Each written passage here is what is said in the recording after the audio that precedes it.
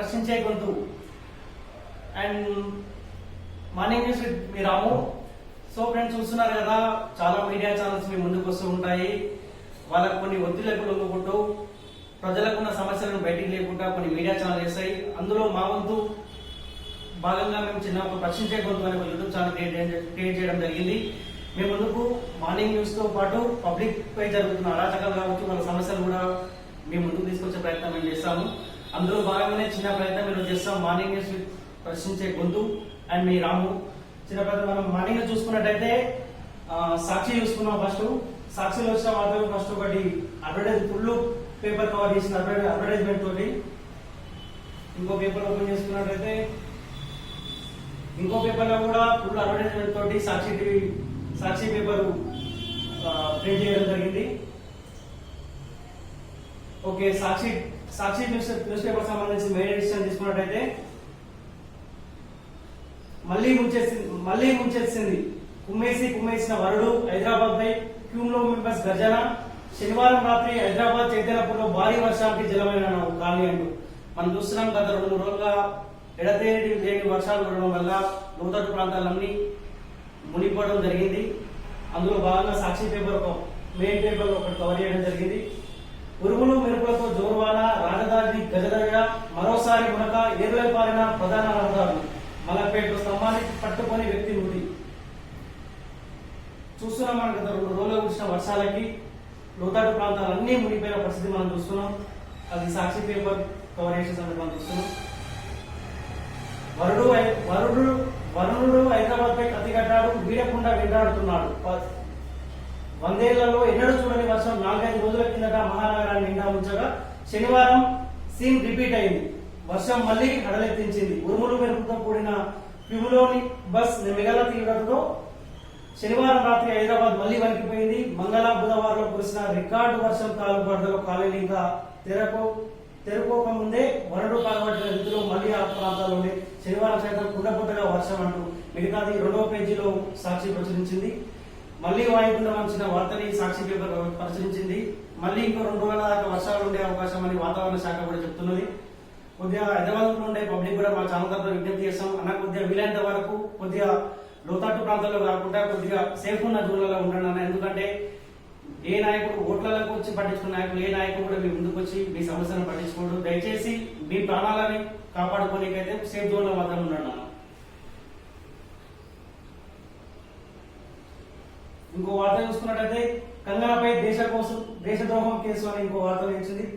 ఎక్కడికక్కడ కట్టడి, కల్వకుర్తి లిఫ్ట్ సందర్శన ఉద్రిక్తం, Congress, BJP, TDP, CPM, CPI నేతల అరెస్ట్, తెలకపల్లిలో రేవంత్ రెడ్డి, సంపత్, మల్లు రవి కూడా అరెస్ట్ అంటూ నిన్న కల్వకుర్తి లిఫ్ట్ సంబంధించి రేవంత్ రెడ్డి కాంగ్రెస్ పార్టీకి సంబంధించిన నాయకులు అక్కడికి వెళ్ళడం జరిగింది. చిన్న ధర్నయ్య వాళ్ళకి సపోర్టింగ్ గా వెళ్ళిన సందర్భంలో పోలీసులు వారిని అరెస్ట్ చేయడం జరిగింది. న్యూజిలాండ్ ప్రధానిగా మళ్లీ జిసిండా, ప్రతి పౌరుడికి వ్యాక్సిన్ అంటూ ప్రధాని నరేంద్ర మోడీ గారు పిలుపునిచ్చారని ఒక వార్త ప్రశ్నించింది. దేశంలోని ప్రతి పౌరుడికి కరోనా వ్యాక్సిన్ తప్పనిసరిగా అందేలా సిద్ధంగా ఉండాలని ప్రధాని మోడీ పిలుపునిచ్చారు. ఎన్నికల మాదిరిగానే టీకా పంపిణీలోని ప్రభుత్వ యంత్రాంగం, పౌర సమాజం పాలు పంచుకోవాలన్నారు. మనం చూస్తున్నాం, కరోనా గురించి చాలా వార్తలు రాశారు. వస్తుంది కరోనా వ్యాక్సిన్ వస్తుంది. మేబీ కరోనానే పోయే టైం వచ్చిన వరకు వ్యాక్సిన్ అయితే రాలేదు. దానికి సంబంధించి నరేంద్ర మోడీకి సంబంధించిన వార్తలు ప్రచురించింది. భారత్ లో ఆకలి కేకులు, దేశంలో ఆకలి కేసులు తీవ్రతమవుతున్నాయి. 2020 ప్రపంచ ఆకలి సూచిలో 107 దేశాలకు గాను భారత్ 94వ స్థానంలో నిలిచింది. గ్లోబల్ హంగర్ ఇండెక్స్ GHI ఏడాది నివేదికను మన వెబ్సైట్ లో ఉంచింది. ఆకలి సూచిలో 107 దేశాలలో మన దేశం అంట 44వ స్థానంలో నిలిచిందంట. మంచిగా ఉంది ఇండియా. ఓకే, సాక్షిలో వచ్చిన వార్తలు ఏవైతే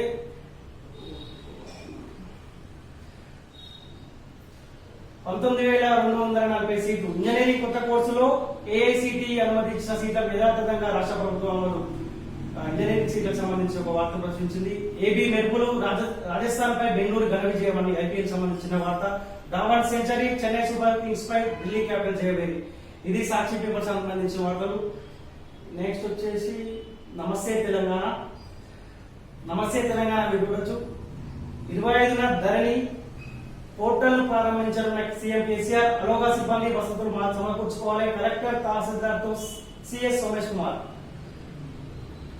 ధరణికి సంబంధించిన చిన్న వార్తలు ప్రచురించిన నమస్తే తెలంగాణ.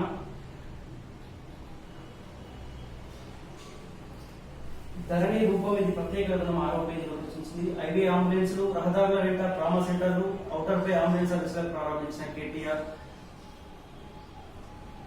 ఇంటర్ విద్యార్థులకు పోలీస్ శిక్షణ, ప్రభుత్వ జూనియర్ కాలేజీలో శిబిరాలు వార్తలు ప్రచురించింది. నమస్తే తెలంగాణ మెయిన్ ఎడిషన్ వచ్చేసి మళ్లీ వాన. గట్కేసార్లో 19 కుండపోత, రహదారులపై భారీగా నీరు, లోతట్టు కాలేజీ జలమయం, మరోసారి తెరుచుకున్న హిమాయత్ సాగర్ గేట్లు, జాతీయ రహదారులపై వరద, విద్యుత్ సమస్యలుంటే ఫిర్యాదులకు ఊర్జా. దీనికి లోతట్టు ప్రాంతాలకు సంబంధించిన వార్తకి ఊర్జా యాప్ ద్వారా కూడా మనం ఫిర్యాదు చేయొచ్చంట. వాన మళ్లీ వలికిస్తుంది. కుండపోత వర్షాల నుంచి చేరుకోక ముందే మరోసారి దంచి పడుతున్నది. 2 రోజుల విరామంతో ఊపిరితిత్తుకునే మళ్లీ ఉక్కిరిబిక్కిరి చేస్తున్నది. ఉరుములు మెరుపుతో కూడిన భారీ వర్షం హైదరాబాద్ నుంచి చెప్తుంది. క్యూమునింబస్ మేఘాల కారణంగా శనివారం సాయంత్రం నుంచి భారీగా వర్షం పడడానికి ఒక వార్త ప్రచురించింది. వరద కష్టాల నుంచి శనివారం గగన్పాడ్లో వరద బాధితులను పరామర్శిస్తున్న మంత్రి కేటీఆర్ అంటూ ఒక వార్త ప్రచురించింది. వరద కష్టాల నుంచి శాశ్వత విముక్తి, వర నీరు పోయేలా మూసీలోకి భూగర్భ పైప్ లైన్, పాడైన స్టడీ సర్టిఫికేట్ ఉచితంగా ఇప్పిస్తా, వరద బాధితులను ఓదార్చిన మంత్రి కేటీఆర్. ముఖాల్లోతు నీటిలో తిరుగుతూ పరామర్శ, మృతుల కుటుంబాలకు పరిహారం అందజేత.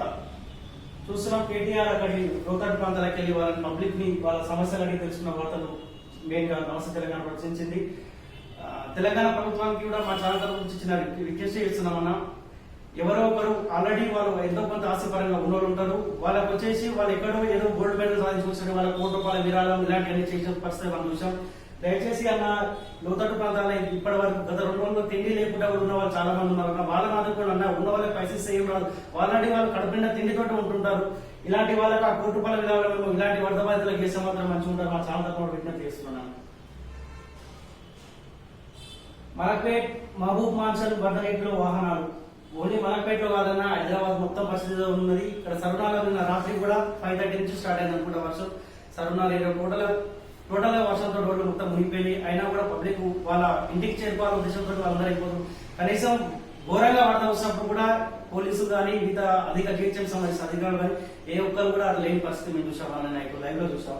మాకే భయం అవుతుంది. బయటికి వెళ్ళాలంటే భయం తప్పదు. డ్యూటీలు చేసుకోవాలి కాబట్టి డ్యూటీ నుంచి రిటర్న్ అయ్యేటప్పుడు ఖచ్చితంగా ఇంటికి చేరుకోవాలని ఎట్లా ఉంటుందో వెళ్దామని చూస్తారు. ఆ సందర్భంలో ప్రమాదాలు జరిగే అవకాశం ఉందన్న.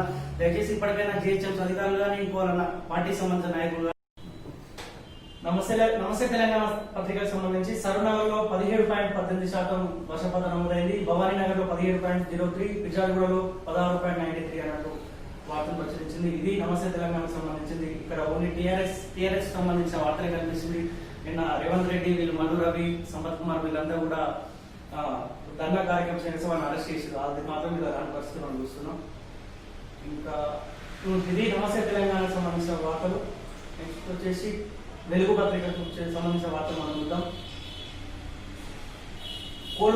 కోలుకోక ముందే కుమ్మరించిందంటూ ఒక వార్తను వెలుగు దినపత్రిక ప్రచురించింది. సిటీలో మళ్లీ భారీ వర్షం, నీట మునిగిన వందలాది కాలేలు, లోతట్టు ప్రాంతాల ప్రజలు తీవ్ర ఆందోళన. బస్తీలోకి భారీగా వచ్చి చేరుతున్న వరద, ఓల్డ్ మలక్పేటలో కరెంట్ షాక్ తో ఒకటి ఉంది. మరో 3 రోజుల పాటు భారీ వర్షాలను వెలుగు దినపత్రిక ప్రచురించింది. గట్కేసార్లో 19.7, సరునాలో 17.2, చార్మినార్లో 15.1, షేక్పేటలో 14.7. గట్కేసార్లో అధికంగా వర్షపాతం నమోదైనట్టు చూపించిన పత్రిక. చెరువులా మారిన Malakpet and Dilsukhnagar road. Only Malakpet దిల్సుఖ్నగరే కాదు, టోటల్ హైదరాబాద్ లో కూడా లోతట్టు ప్రాంతాలు మొత్తం మునిగిపోయిన పరిస్థితి మనం చూస్తున్నాం. తొలి వెలుగు పత్రిక వచ్చేసి మలక్పేట దిల్సుఖ్నగర్ సంబంధించిన ఒక ఫోటోని ప్రచురించింది.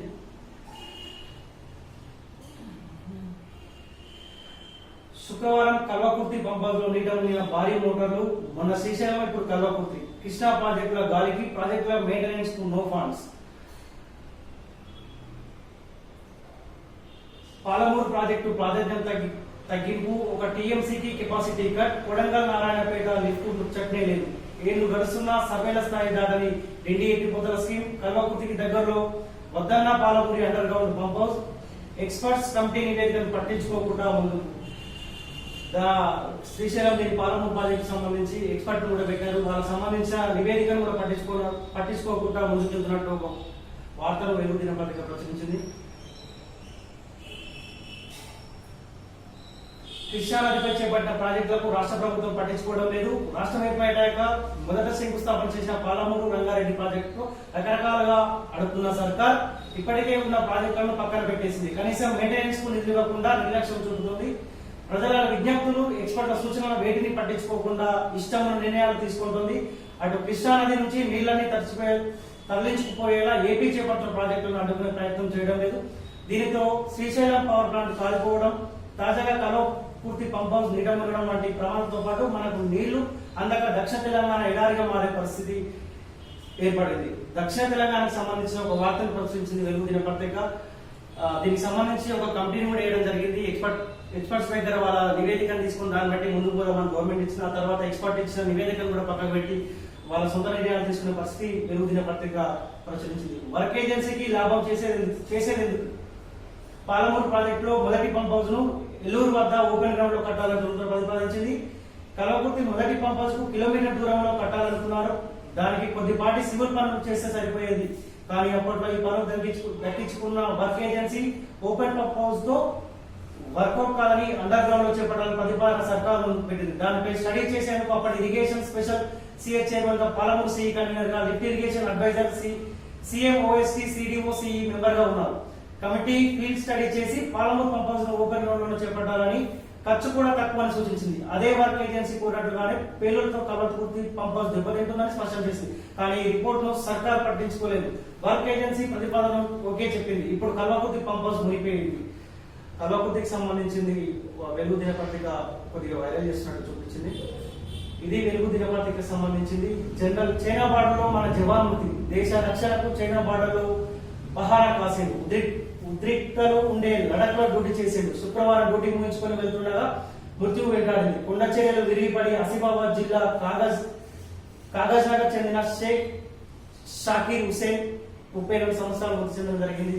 ఆర్మీ జవాన్ కొండ చర్యలు విరిగిపడంతో డ్యూటీలోనే మృతి చెందినది. ఇది వెలుగు దినపత్రికలో తెలిసి ఒక వెలుగు దినపత్రికలో అనుకుంటే ఇంకో వేరే పత్రిక కూడా ప్రశ్నించడానికి తెలిసి ఇలాంటి వాళ్ళ వేరే పత్రిక వాళ్ళ గుర్తుకు రాదు. ఇది వెలుగు దినపత్రికకు సంబంధించిన వార్తలు. నెక్స్ట్ వచ్చేసి ఆంధ్రజ్యోతి.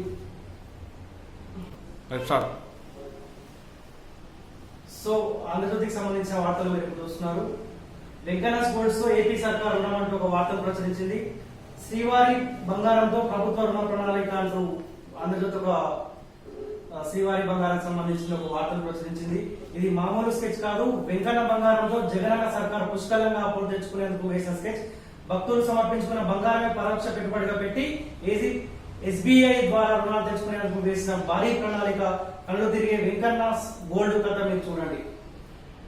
శ్రీవారి బంగారం సంబంధించింది. ఆ బంగారం పేరుతో జగన్ సర్కార్ ఏదో ఎస్బీఐ సంబంధించిన లోన్ అని ఇవ్వబోతున్నారు. దానికి సంబంధించిన ఒక వార్తను ప్రచురించింది. 1500 కిలోల బంగారం ఎస్బీఐ లో డిపాజిట్, ఐఓబి నుంచి కరోనా టైంలో తరలింపు, బాబాయ్ నేతృత్వంలోని బోర్డు తీర్మానం, ప్రభుత్వ అప్పులకు పరోక్షంగా సెక్యూరిటీ.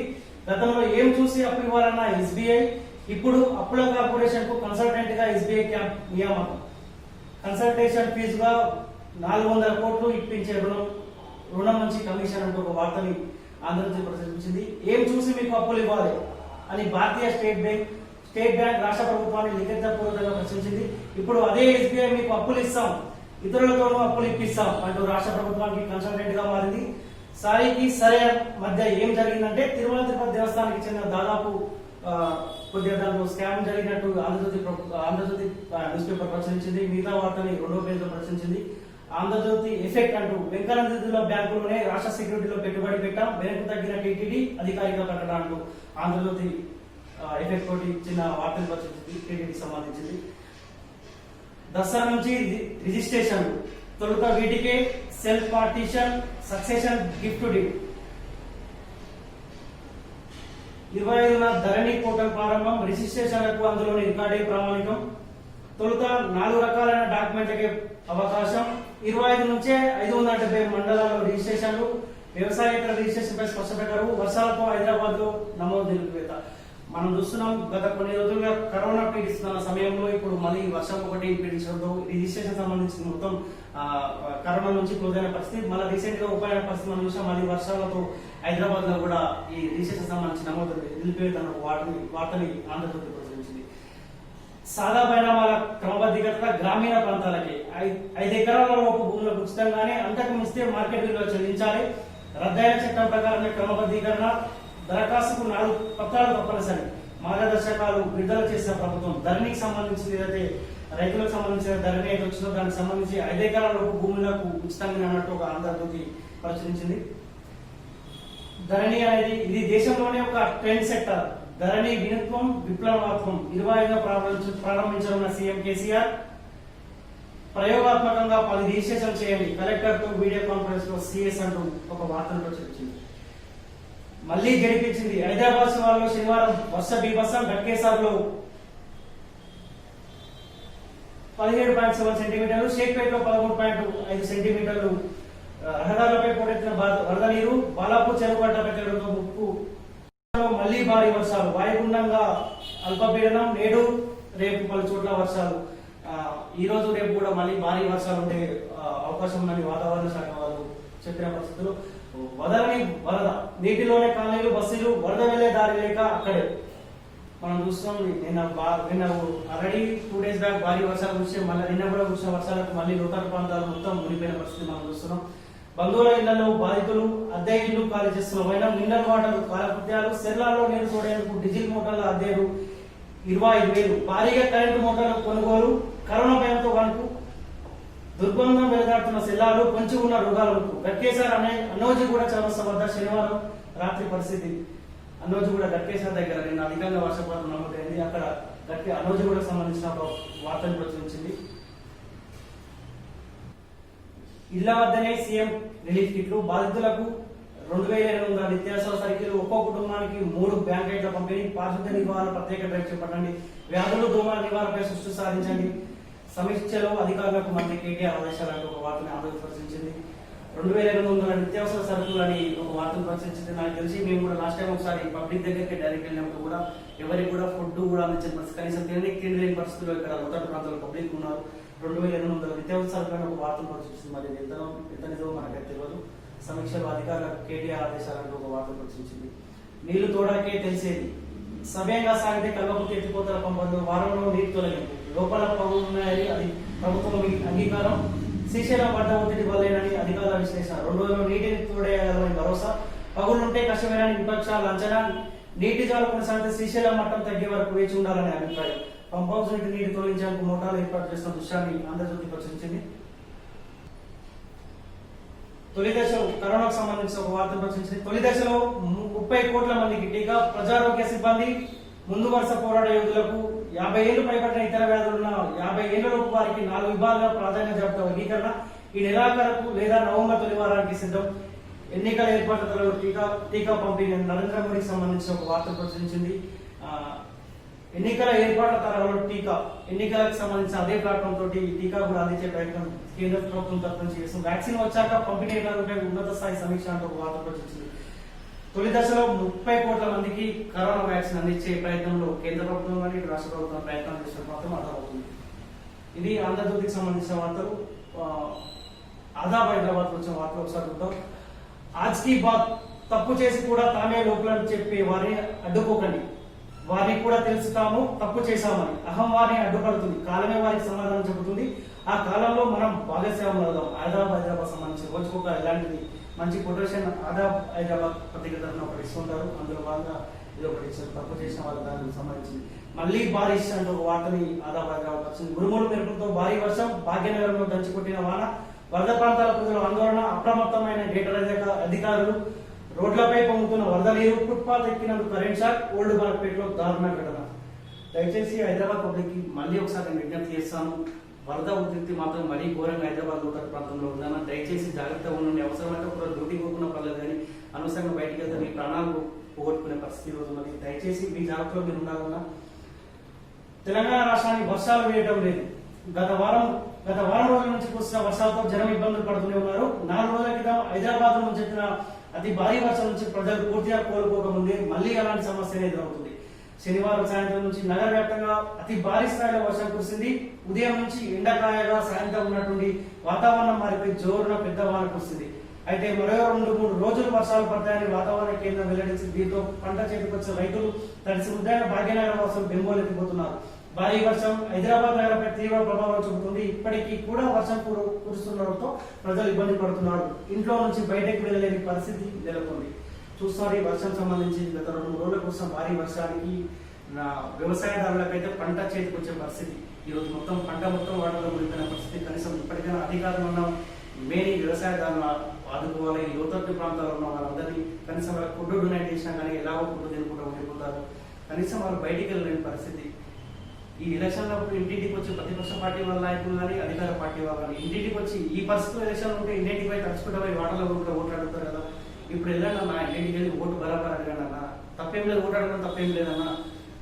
ఖచ్చితంగా వీళ్ళందరినీ ఆడుకోవాలని మా చాలా నుంచి తెలిసింది. ఇది ఆదాబ్స్ హైదరాబాద్ సంబంధించిన వార్తని ప్రచురించింది.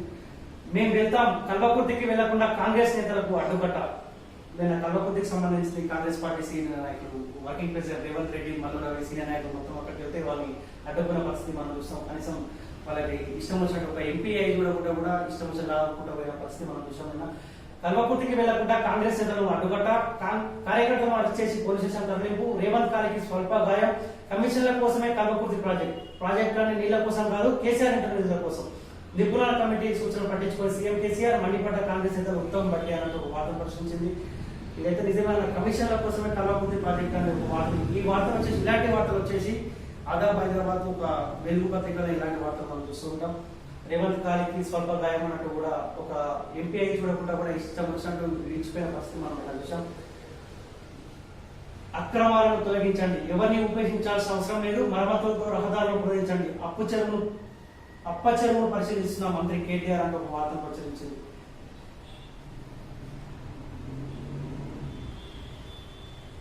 దేశంలో 24 నకిలీ యూనివర్సిటీలు వివరాలు వెల్లడించిన యూనివర్సిటీ గ్రాంట్స్ కమిషన్. నకిలీ యూనివర్సిటీల జాబితా విడుదల చేసిన యూజీసీ. ఈ షేక్ యూనివర్సిటీలో చదివిన డిగ్రీలు చెల్లవు, ప్రజలు విద్యార్థులు అప్రమత్తంగా ఉండాలని యూజీసీ వివరణ. దేశంలో 24 నకిలీ యూనివర్సిటీలు నడుస్తున్నట్లు యూనివర్సిటీ గ్రాంట్స్ కమిషన్ యూజీసీ అనుమతి. గుర్తింపు లేదని అధికారికంగా వెల్లడి. ఈ కింద పేర్కొన్న 24 యూనివర్సిటీలు దేశంలో కొన్ని ఫ్రాడ్ యూనివర్సిటీలు దేశంలో 24 యూనివర్సిటీలు ఉన్నాయంట. దయచేసి దానికి సంబంధించిన ఉన్న చదువుకున్నా కానీ దానికి సంబంధించిన సర్టిఫికేట్ యూజ్ కావాలని ప్రత్యేక ఆధార్ ప్రచురించింది. నాకు తెలిసి తెలంగాణలో కూడా కొన్ని యూనివర్సిటీలు ఉండొచ్చు, ఫ్రాడ్ యూనివర్సిటీలు ఉండొచ్చు. 2 ఏళ్ల తర్వాత బయటపడ్డ చాపర్ శిథిలాలు. మోసుకెళ్లిన ఐఏఎఫ్ చిరుకు హెలికాప్టర్ అంట. 2 ఏళ్ల తర్వాత బయటపడ్డదంట చాపర్ శిథిలాలకు సంబంధించింది. లాఠీ దెబ్బలకు మహిళ మృతి. నల్గొండ జిల్లా అడదేవిపల్లిలో దారుణం. సారా కాస్తున్న కారణంతో చావబాదిన పోలీసులు. శవంతో స్టేషన్ ముందు బైఠాయించిన బంధువులు. తలుపులు వేసుకొని పారిపోయిన పోలీసులు.